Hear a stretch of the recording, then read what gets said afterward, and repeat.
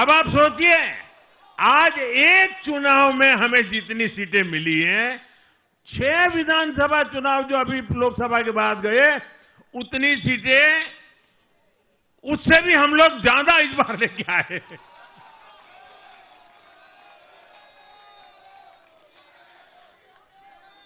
साथियों, कांग्रेस की राजनीति का आधार अब सिर्फ और सिर्फ नेगेटिव पॉलिटिक्स हो गया है। कभी चौकीदार चोर है का नारा, संसद का समय बर्बाद करना, हर इंस्टीट्यूशन को अटैक करना, कभी ईवीएम पर सवाल, कभी चुनाव आयोग को गाली, कभी वोट चोरी का मनगढ़ंत झूठा आरोप, जाति और धर्म के आधार पर लोगों को बांटना, देश के बजाय देश के दुश्मनों के एजेंडे को आगे लाना। कांग्रेस के पास देश के लिए कोई पॉजिटिव विजन नहीं है। सच्चाई यह है कि आज कांग्रेस, और मैं बहुत गंभीरता के साथ कहता हूं,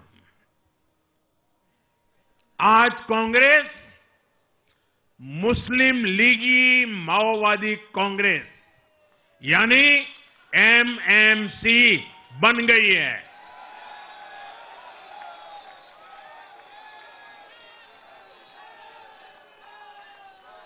ये कांग्रेस मुस्लिम लीगी माओवादी कांग्रेस है, ये एमएमसी है।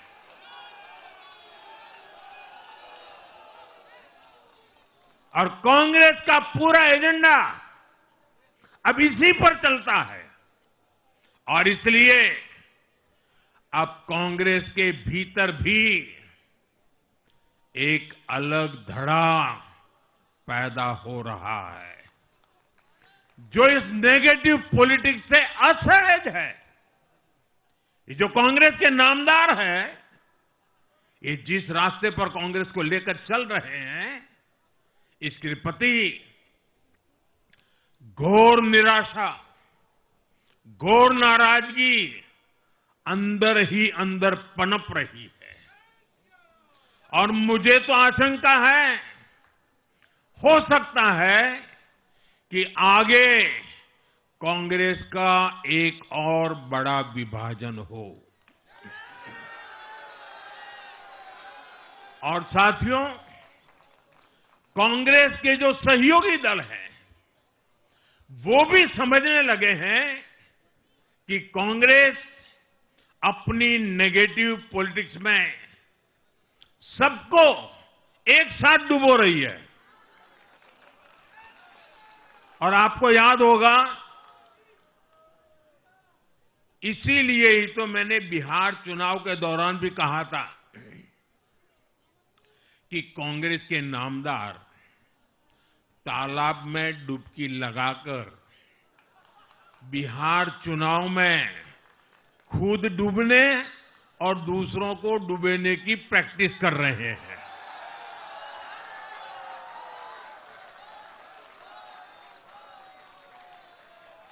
साथियों, मैंने पहले भी इसी मंच से कांग्रेस के सहयोगियों को चेताया था। मैंने कहा था कि कांग्रेस एक लायबिलिटी है।